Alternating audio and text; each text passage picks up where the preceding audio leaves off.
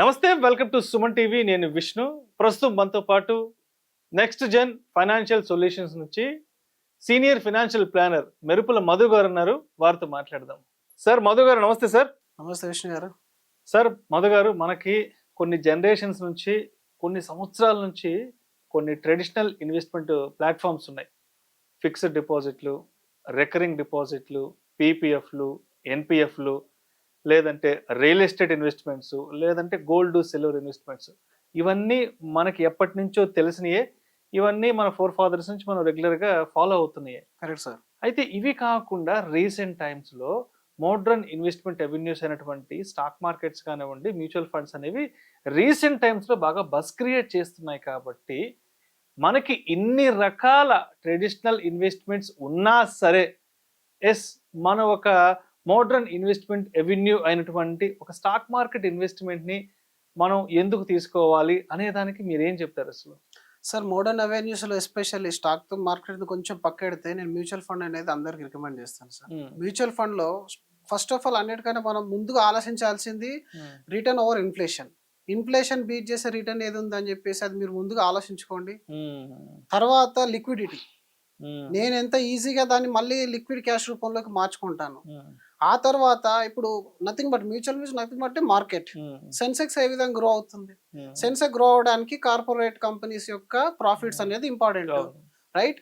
Corporate company అంటే ఏంటి? ఇప్పుడు మనం వాడే ప్రతి వస్తువు ఒక కార్పొరేట్ కంపెనీ యొక్క ఐటమే.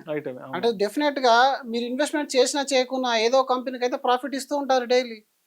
మరి ఇప్పుడు ఇచ్చినప్పుడు ఆ కంపెనీలో మీకు షేర్ ఇస్తున్నాడు. మ్యూచువల్ ఫండ్ అంటే ఏంది? మీకు ఆ కంపెనీలో షేర్ ఇస్తున్నాడు. ఆ కంపెనీ యొక్క గ్రోత్ స్టోరీలో మీరు ఒక పార్ట్ ఆఫ్ ద పర్సన్ అవుతున్నారు. ఇప్పుడు నా దగ్గరకు వచ్చి చాలా మంది కస్టమర్స్ కూడా నేను పేపర్ పైన రాయమని చెప్తాను. మీ అసెట్స్ లయబిలిటీస్ రాస్తే అందులో 90% మందికి రియల్ ఎస్టేట్ లో 90% ఆఫ్ ద ఇన్వెస్ట్మెంట్ ఉంటుంది. ఒక 10-15% వాళ్ళు ఫిక్స్డ్ డిపాజిట్ కానీ గోల్డ్ లో కానీ చేస్తారు. సో ఇప్పుడు ఏమైంది? హై రిటర్న్ ఇచ్చేది లాస్ట్ 15 years లో సెన్సెక్స్ అని అందరికి తెలుసు. కానీ మీ పోర్ట్ఫోలియోలో 10% ఉంది, 5% ఉంది, అసలు లేదు. సో అప్పుడు మీరు రిటర్న్ జనరేట్ చేయలేరు. మీరు రిటర్న్ అనేది జనరేట్ చేయలేదు అంటే పెరుగుతుంది. చాలా మందికి ఏంటంటే ఎమోషనల్ డిసిజన్ లాగా, అంటే ఇప్పుడు ఒక క్యాలిక్యులేషన్ అనేది ఉండదు, ట్రాన్స్పరెన్సీ అనేది ఉండదు మిగతా అసెట్ క్లాసెస్లో.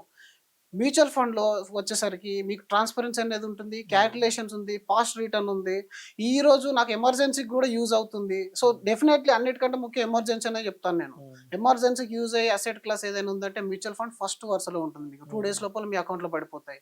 మీరు మిగతా క్లాసెస్లో ఎంత ఇబ్బందులు ఉన్నాయి అది అందరికి తెలిసిందే, మనం డిస్కస్ చేయాలని అవసరం లేదు. కొనడం ఈజీ కానీ అమ్మడం ఈజీ కాదు ఏ అసెట్ క్లాస్నైనా. కానీ మ్యూచువల్ ఫండ్ కొనడం ఎంత ఈజీనో అమ్మడం అంతకన్నా ఈజీ. సో దానికోసమని ఈక్విటీలో ఇన్వెస్ట్మెంట్ అనేది చేయాలి. రెండోది, ఇప్పుడు ఇండియన్ గవర్నమెంట్ యొక్క స్టోరీ కూడా ఆల్రెడీ మన పాస్ట్ వీడియోలో మాట్లాడుకున్నాము. గ్రోత్ స్టోరీ అనేది వెరీ స్ట్రాంగ్ ఉంది. 10 trillion ఎకానమీ మనం ప్లాన్ చేస్తున్నాము. సెకండ్ లార్జెస్ట్ ఎకానమీ మన ఇండియా కాబోయే సంవత్సరాలలో అవుతుంది. మరి గ్రోత్ స్టోరీ అంతా ఎలా క్రియేట్ అవుతుంది? ఈక్విటీ గ్రో అవుతుంది కదా. మరి ఈక్విటీ ఇంత ఇప్పుడు డైవర్సిఫికేషన్ ఉంది, అన్నిటికన్నా ముఖ్యంగా డైవర్సిఫికేషన్ కూడా ఉంది. మ్యూచువల్ ఫండ్లో మీరు ఈరోజు ఆల్మోస్ట్ ఒక 13 sectorలో మీ అమౌంట్ అనేది ఇన్వెస్ట్మెంట్ అవుతుంది. మీరు అందులో డిఫరెంట్ ఫార్మా కానీ, ఐటీ కానీ, ఇలాంటి రియల్ ఎస్టేట్, అందులో కూడా అన్ని సెక్టార్స్ ఉన్నాయి. అందులో మీరు కావాల్సింది, ఇప్పుడు నాకు రిస్క్ అవసరం లేదనుకుంటే మీరు డెట్ పోర్షన్లో ఇన్వెస్ట్మెంట్ చేయొచ్చు. లో రిస్క్ తీసుకుంటా అనుకుంటే హైబ్రిడ్ కేటగిరీ ఉంది. నేను నాకు టైం ఉంది నా దగ్గర అనుకుంటే కంప్లీట్ ఈక్విటీకి వెళ్ళిపోవచ్చు మీరు. సో కాంపౌండ్ రిటర్న్ అనేది వర్కౌట్ అయ్యే టూల్ కూడా మ్యూచువల్ ఫండ్లోనే ఉంది. సో ఇన్ని టూల్స్ ఉన్నాయి కాబట్టి మీరు మ్యూచువల్ ఫండ్ కనుక మీరు మీ ఇన్వెస్ట్మెంట్ అసెట్ క్లాస్లో మీరు ఎక్కడ ఇన్వెస్ట్మెంట్ చేసినా సరే ఫస్ట్ ఆఫ్ ఆల్ మీకు కార్పస్ ఒకటి క్రియేట్ చేసుకోమని చెప్పాను. ఆ కార్పస్ క్రియేట్ చేయడానికి ఫర్ ఎగ్జాంపుల్ నేను ఒక 2 crores కార్పస్ అనేది క్రియేట్ చేయాలని టార్గెట్ పెట్టుకున్నాను. బట్ నా దగ్గర 2 crore అమౌంట్ అనేది లేదు.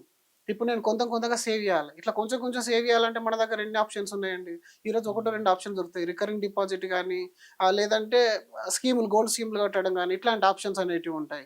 ఎస్ఐపి అనేది మీకు ఆ టూల్ని ప్రసాదిస్తుంది. మీకు ఏది మ్యూచువల్ ఫండ్స్లో కొంచెంగా మీరు అమౌంట్ సేవ్ చేస్తూ కాంపౌండ్ రిటర్న్తో ఒక పెద్ద పోర్ట్ఫోలియోని క్రియేట్ చేసుకోవచ్చు. రెండోది, అవసరానికి ఏ రోజు అంటే ఆ రోజు సెల్ చేసేయచ్చు పార్షియల్గా. ఇప్పుడు నా దగ్గర ఒక 10 ఎకరాల ల్యాండ్ ఉంది, కానీ నాకు ఒక 10 లక్షలు అవసరం ఉన్నాయి సార్. నేను ఏం చేయగలుగుతాను? ఆ ల్యాండ్ పైన లోన్ రాదు, నేను పార్షియల్గా నేను అమ్మలేను దాన్ని. అదే నా దగ్గర ఒక 1 crore 2 crore పోర్ట్ఫోలియో ఉన్నట్టయితే నాకు దానిపైన లోన్ కూడా వస్తుంది.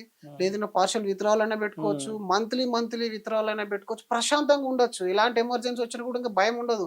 ఇప్పుడు అన్నిటికంటే ముఖ్యమైన భయం సాఫ్ట్వేర్స్ లో కానీ, ఇప్పుడు కొత్త రకమైన జాబ్లలో ఏంటంటే రిసెషన్, జాబ్ అనేది లాస్ అవ్వడం, బిజినెస్ లో లాస్ రావడం, అప్పుడు మీకు తట్టుకునే శక్తిని ఇవ్వాలని అంటే ఈక్విటీ ఇన్వెస్ట్మెంట్ అయితే లిక్విడ్ కాబట్టి ఇమీడియట్ గా క్యాష్ రూపంలోకి మారిపోతుంది. రెండోది డైవర్సిఫికేషన్ ఆల్రెడీ ఉంది. ఇండియా గ్రోత్ స్టోరీలో మీరు ఒక పార్ట్ అవుతున్నారు కాబట్టి మీరు ఈక్విటీలో డెఫినెట్ గా మీ యొక్క పోర్షన్ అనేది పెంచుకోవాలి. అప్పుడే మీకు రిటర్న్ అనేది జనరేట్ అవుతుంది. అయితే చాలా మంది భయం ఏంటంటే ఈక్విటీలోకి వచ్చేసరికి స్టాక్ మార్కెట్ అంటే స్టాక్ అంటే ఒక ఇండివిజువల్ స్టాక్ అనేది ఎప్పుడైనా జీరో అవ్వచ్చు, మ్యూచువల్ ఫండ్ అనేది జీరో కాదని చాలా వరకు కంప్లీట్ డైవర్సిఫైడ్ కదా. సో ఇప్పుడు మనకు అవసరానికి ఆదుకుంటుంది, డైవర్సిఫైడ్, రిటర్న్ కూడా ఇన్ఫ్లేషన్ కంటే ఎక్కువ ఇస్తుంది. సో ఇంతకన్నా పెద్ద రీజన్ ఏం కావాలి మనం ఈక్విటీలో ఇన్వెస్ట్మెంట్ చేయడానికి. సో ఇది మీకు అర్థం కాకపోతే కూర్చొని అర్థం చేసుకోండి. కానీ ఈక్విటీలో పోర్షన్ అనేది పెంచుకోవాలి. బయట దేశాలతో ఈక్విటీ మన ఈక్విటీని ఒకసారి గూగుల్లో చూడండి. మన ఈక్విటీ పర్సెంటేజ్ 4.8% ఉంది. అంటే ఇప్పుడు నెక్స్ట్ 10, 15, 20 years లో ఆ ఈక్విటీ పోర్షన్ ఎంత పెరుగుతుంది, మీ పోర్ట్ఫోలియో ఎంత జనరేట్ చేసుకోగలుగుతారు అందులో, అది ఆలోచించుకోవాలి మనం. Thank you sir, thank you so much Vishnu గారు.